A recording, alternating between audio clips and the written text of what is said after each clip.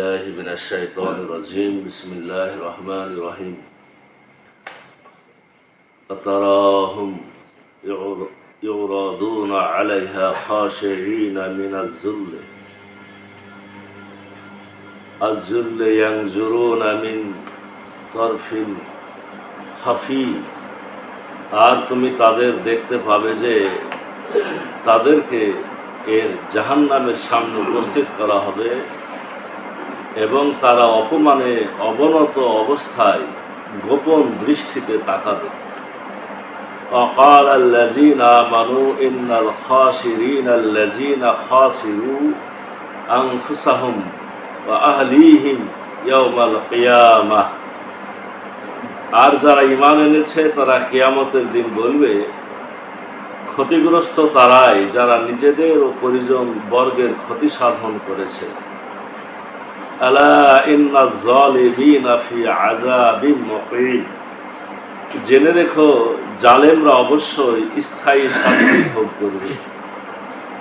আমা কানা লাহুম মিন আউলিয়া ইয়ানসুরুনাহুম মিন দুনিল্লাহ, আর আল্লাহ ছাড়া তাদেরকে সাহায্য করার মতো তাদের কোনো অভিভাবক নেই।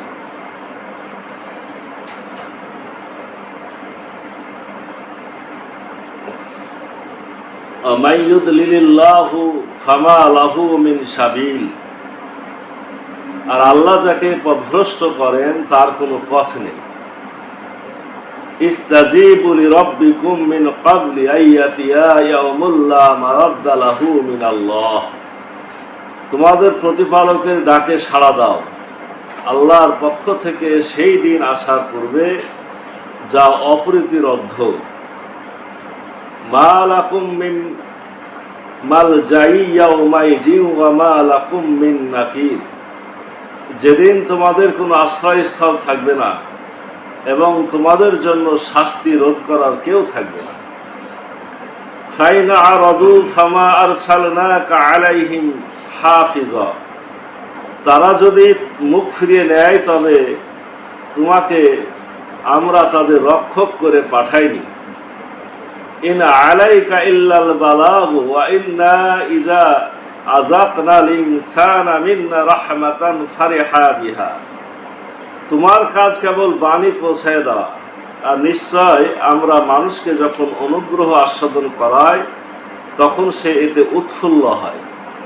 ওয়াইন তুসিবহুম সাইয়্যাতুম বিমা কদ্দামাত আইদিহিম ফাইন্নাল ইনসানা কাফুরা, আর যখন তাদের কৃতকর্মের জন্য তাদের বিপদ আপদ ঘটে তখন মানুষ অকৃতজ্ঞ হয়ে পড়ে।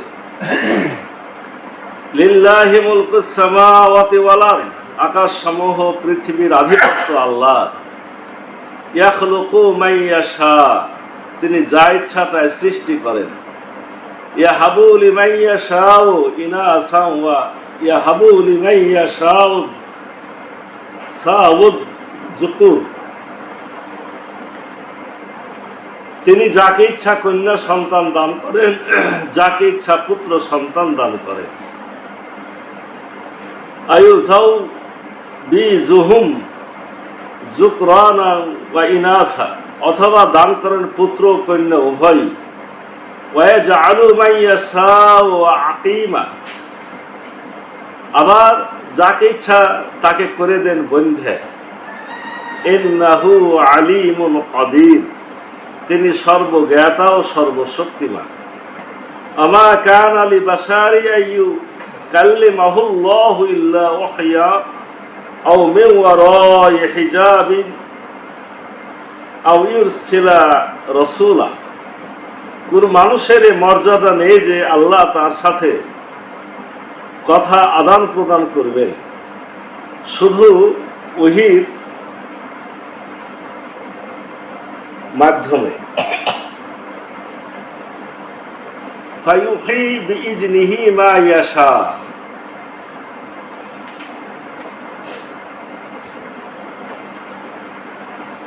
সামনাসামনি শুধু ওহীর মাধ্যমে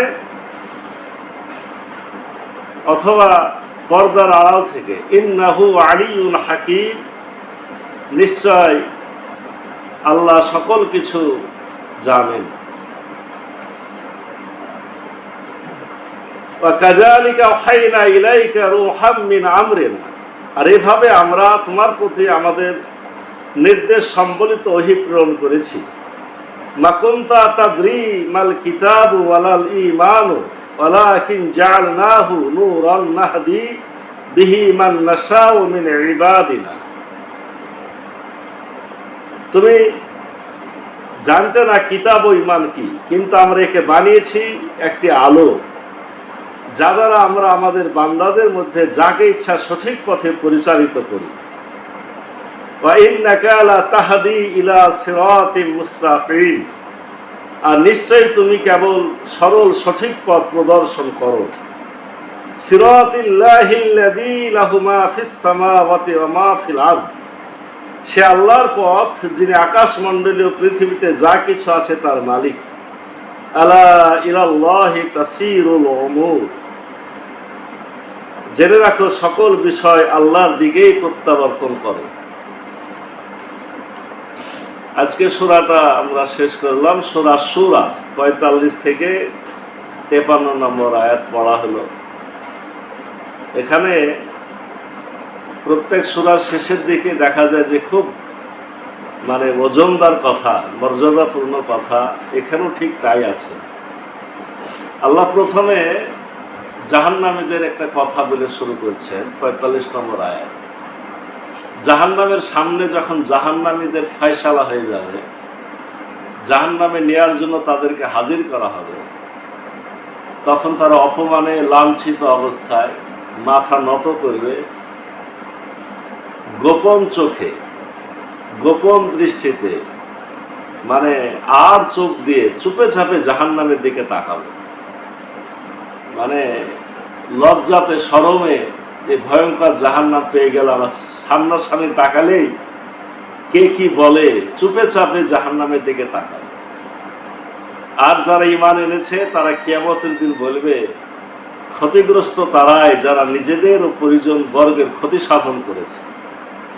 এমনি এমনি আমি যদি জাহান্নামে যাই সেটা তো একরকমের, কিন্তু অনেক জাহান্নামী আছে পরিবার পরিজন সহ জাহান্নামে যায়। কেন যায়? সে নিজে ওইভাবে পরিবারকে গঠন করে, একসাথে গান বাজনা করে, একসাথে তাড়ি মদ খায়, একসাথে ছেলে মেয়ে জুয়া আড্ডা করে। এরকম পরিবারও দুনিয়াতে আছে না? নাই, আছে। তাহলে ওই বাড়ির কর্তা নিজে জাহান্নামে যাওয়া এক কথা, আর সবাইকে নিয়েছে জাহান্নামে যাওয়া এক কথা। অবশ্যই আয়াতের তাফসিরে আবু লাহাবের কথা বলা হয়েছে। আবু লাহাব নিজে জাহান্নামে গেছে, তার বউ জাহান্নামে গেছে, তার ছেলেকে জাহান্নামে নিয়ে যাওয়ার জন্য আল্লাহ রসুলের কন্যাদের সাথে বিয়ে হয়েছিল, তালাক দিয়ে আল্লাহ রসুলের সাথে খারাপ আচরণ করেছিল। কেউ কেউ বলছে সরাসরি আবু লাহাবের পরিবারকে বোঝানো হয়েছে। আবু লাহাব এরকম ছিল, নিজে অন্যায় করেছে, বউকে দিয়ে অন্যায় করেছে, ছেলেদেরকে দিয়ে অন্যায় করেছে। আল্লাহ বলছেন যে সেদিন এই সমস্ত মানুষগুলা ভয়ানক ক্ষতিগ্রস্ত, যারা নিজেদের পরিজন বর্গেরও ক্ষতি সাধন করেছে। জেনে রেখো, জালেমরা অবশ্যই স্থায়ী শাস্তি ভোগ করবে, আর আল্লাহ ছাড়া তাদেরকে সাহায্য করার মতো কোনো অভিভাবক থাকবে না। আর আল্লাহ যাকে পথভ্রষ্ট করেন তার কোনো পথ নেই। তোমাদের প্রতিপালকের ডাকে সাড়া দাও, আল্লাহর পক্ষ থেকে সেই দিন আসার পূর্বে যা অপ্রতিরোধ্য। কিয়ামত আসবে, এটাকে কেউ ঠেকাতে পারবে না। অতএব ওই দিন আসার আগেই তোমরা আল্লাহকে ডাকো। কিয়ামত চলে আসলে, আপনার মৃত্যু চলে আসলে, গজব চলে আসলে, এটা কেউ ঠেকাতে পারে না। তখন আল্লাহকে ডেকেও লাভ হবে না। আল্লাহ বলছেন ওই দিন আসার আগেই তোমরা তোমাদের প্রতিপালককে ডাকো, যেদিন তোমাদের কোনো আশ্রয়স্থল থাকবে না এবং তোমাদের জন্য শাস্তি রোধ করার কেউ থাকবে না। তারা যদি মুখ ফিরিয়ে নেয়, এটা আল্লাহ রসুলকে আল্লাহ বলছেন, তারা যদি মুখ ফিরিয়ে নেয়, তোমার আহ্বান না শুনে, কোরআনের ডাক না শুনে, তবে তোমাকে আমরা তাদের রক্ষক করে পাঠাইনি। ওদের জন্য তো পেরেশান হয়েও না। তাদের হেফাজত বাঁচানোর দায়িত্ব তোমার না, তোমার কাজ শুধু দাওয়াত দেওয়া, তোমার কাজ কেবল বাণী পৌঁছায় দেওয়া। আর নিশ্চয় আমরা মানুষকে যখন অনুগ্রহ আস্বাদন করায় তখন সেইটা উৎফুল্ল হয়। আর যখন তাদের কৃতকর্মের জন্য তাদের বিপদ আপদ ঘটে তখন মানুষ অকৃতজ্ঞ হয়ে পড়ে। যখন আমরা কাউকে সুখ শান্তি ভোগ বিলাস অনুগ্রহ দিই তখন খুশি হয়। অন্যায় পাপের কারণে যদি আমি একটু বিপদ দিই তাহলে মানুষ অকৃতজ্ঞ হয়ে যায়। আকাশ সমূহ পৃথিবীর আধিপত্য আল্লাহ, তিনি যা ইচ্ছা তাই সৃষ্টি করেন। তিনি যাকে ইচ্ছা কন্যা সন্তান দান করেন, যাকে ইচ্ছা পুত্র সন্তান দান করেন, যাকে ইচ্ছা উভয় দান করেন, আর যাকে ইচ্ছা কিছুই দেন না। এই দুটো 49-50 মিলে এই কথাটা। যাকে ইচ্ছা ছেলে দেয় শুধু ছেলে, যাকে ইচ্ছা মেয়ে দেয় শুধু মেয়ে, যাকে ইচ্ছা উভয়টাই দেয়, ছেলেও দেয় মেয়েও দেয়, আর যাকে ইচ্ছা কিছুই দেয় না। এটা কে করে? প্রত্যেকটার মধ্যেই কল্যাণ আছে, আমরা হয়তো বুঝি না। এবং এই আয়াত দুটা তাফসির কারক সরাসরি নবী রাসূলদেরকে টেনে নিয়ে এসেছে। স্বয়ং ঈসা নবীর কোনো ছেলে ছিল না, ঈসা নবী ইয়াহিয়া নবীর কোনো ছেলে না, ছেলে মেয়ে কিছু না। আবার লূত আলাইহিস সালামের শুধু দুটা মেয়ে, তার কোনো ছেলে ছিল না। মানে কেউ ভাবতে পারে যে বোধহয় নবীদেরকে আল্লাহ সব রকম দিয়েছে, না। লূত আলাইহিস সালামের দুটাই মেয়ে, ঈসা ইয়াহিয়া কোনো ছেলে মেয়ে নাই। আমাদের রাসূল হযরত মুহাম্মদ সাল্লাল্লাহু আলাইহি ওয়াসাল্লামের ছেলে আছে মেয়ে আছে, দুটাই হয়েছিল, ছেলেরা মারা গেছে। আবার ওদিকে আপনার ইয়াকুব নবী, ইসহাক নবী, তার তো হলো 12 ছেলে, 12টা ছেলে, তার আবার মেয়ে নাই। তাহলে এইভাবে রব্বুল আলামিন কাউকে ছেলে দিয়েছেন, কাউকে মেয়ে দিয়েছেন, কাউকে কিছুই দেন নাই, কাউকে আপনার শুধু ছেলে মেয়ে দুটাই দিয়েছেন। এটা রব্বুল আলামিন এটা করে থাকেন, কারণ তার আধিপত্য সব জায়গায়। আল্লাহ বলছেন কোনো মানুষের এই মর্যাদা নেই যে আল্লাহ তার সাথে সামনাসামনি কথা আদান প্রদান করবে। আমাদের ক্ষমতা নাই, আমাদের শুধু না, দুনিয়ার কোনো মানুষের না। আল্লাহর সাথে সামনাসামনি কথা বলার সুযোগ আল্লাহ দেন নাই। নবী রাসূলদের যে কথা বলার সুযোগ দিয়েছেন সেটা কিভাবে? তাদের সাথে তিনি কথা বলেছেন ওহীর মাধ্যমে। আর কিসের মাধ্যমে? পর্দার আড়াল থেকে। ওহী, পর্দার আড়াল, আর হলো ফেরেশতার মাধ্যমে। তিনটা মাধ্যম দিয়ে রব্বুল আলামিন নবী রাসূলদের সাথে কথা বলেছে। সরাসরি ওহী এসেছে। ওহী কিন্তু নবী রাসূল আপনার ফেরেশতা ছাড়াও ওহী নাযিল হয়। কোন সময় আল্লাহ রাসূলের কোন ওহী আসতো স্বপ্নে, শুয়ে আছে এমনি ওহী চলে এসেছে। আর জিবরিল আমিন নিয়ে এসেছে, মানে কথা বলা, মানে যোগাযোগের এগুলোর মাধ্যম। আর পর্দার আড়াল বলতে আল্লাহ রাসূলও যখন মেরাজে গেছেন তাও সামনাসামনি কথা বলার সুযোগ হয়নি। এই কোরআনের আয়াত তার প্রমাণ, পর্দার আড়াল থেকে। মুসা নবী তো তুর পাহাড়ে গেছে, তাও পর্দার আড়ালে, সরাসরি কথা বলার কোনো সুযোগ নাই। সরাসরি আল্লাহ রাব্বুল আলামিনকে দেখা যাবে শুধুই মাত্র জান্নাতে যাওয়ার পর আর কিয়ামতে। এছাড়া আর কোনো সুযোগ আল্লাহ রাব্বুল আলামিন দেন না। আর এভাবে আমরা তোমার প্রতি আমাদের নির্দেশ সম্বলিত ওহী প্রেরণ করেছি। এই ওহী এসেছে এভাবে, তুমি জানতে না কিতাব ও ঈমান কি, কিন্তু আমরা একে বানিয়েছি একটা আলো। মা কুনতা তাদরি মাল কিতাবা ওয়াল ঈমান ওয়ালাকিন জাআলনা নূর। আল্লাহ রাব্বুল আলামিন এই কিতাবকে বললেন আলো। তাহলে কোরআনে যত জায়গাতে দেখবেন যে আল্লাহ রাসূলের উপর নূর নাজিল হয়েছে, নূর মানে কোরআন। আর অনেকে মনে করেন রাসূল নিজেই একটা নূর। না, রাসূল আমাদের মতোই মানুষ। আল্লাহ বলছেন আমরা একে বানিয়েছি একটা আলো, যা দ্বারা আমরা আমার বান্দাদের যাকে ইচ্ছা সঠিক পথে পরিচালিত করি। এখানে আর একটা কথা দেখেন, আরবি শব্দটা একটু খেয়াল করেন। ইলাইকা রুহাম মিন আমরিনা, আমরা নির্দেশ সম্বলিত ওহী প্রেরণ করেছি। এবং এটাকে বলা হয়েছে রূহ। কোরআনটাকে বলা হয়েছে এখানে দুটো শব্দ। কোরআন একটাকে এক জায়গায় বলা হলো আলো, আর এক জায়গায় বলা হলো রূহ। কোরআন একটা রূহ। আমাদের জীবন পরিচালনার জন্য যে জীবনী শক্তি, এটার নাম রূহ, আত্মা, বের হয়ে গেলে জীবন নাই। ঠিক আর একটা রূহ হলো কোরআন। মানে আপনি যদি সঠিকভাবে চলতে চান মানুষের মতো মানুষ, কারণ ওই রূহ তো গরু ছাগল সবকিছুরই আছে, যে রূহ দ্বারা চলাফেরা করা যায়, জীবন আছে। তাহলে ওই রূহ এক জিনিস, আর আপনি মানুষের মতো মানুষের চলার জন্য আর একটা রূহ, তার নাম কিন্তু কোরআন। এই দুই রূহ এক জায়গাতে না হওয়া পর্যন্ত আমি আপনি সঠিক মানুষ হতে পারবো না। আল্লাহ তাই কোরআনকে রূহ বলেছেন, আবার কোরআনকে আলো বলেছেন। আলো কেন বলেছেন? আলো অন্ধকারকে দূর করে। আমার মধ্যে ভুল ভ্রান্তি খারাপ যা কিছু আছে, এই কোরআনের আলো ফেললে না দেখা যাবে, তখন সেটাকে সরাই দিতে হবে। আল্লাহ বলছেন এইভাবে যারা আমার একটা নির্ধারিত পন্থায় চলে, তাদের মধ্যে যাদেরকে ইচ্ছা আমি কি করি, আমরা সঠিক পথে পরিচালিত করি। আর নিশ্চয়ই তুমি কেবল সরল সঠিক পথ প্রদর্শন করো। আর রসুলের কাজও হলো এই সঠিক সরল স্থায়ী পথ, সিরাতুল মুস্তাকিমের পথকে দেখায় দেওয়া। সে আল্লাহর পথ, সে সিরাতুল মুস্তাকিমটা কি? সে আল্লাহর পথ, যিনি আকাশমণ্ডল ও পৃথিবীতে যা কিছু আছে তার মালিক। জেনে রাখো সকল বিষয় আল্লাহর দিকেই প্রত্যাবর্তন করে। তোমার কাজ সঠিক পথ দেখায় দেওয়া, আর ওই পথের মালিক হলেন আকাশ এবং পৃথিবীর যিনি মালিক তিনি। আর একটা সময় সবাইকে তার কাছেই ফেরত যেতে হবে। এইভাবে এই সূরাটা শেষ হলো।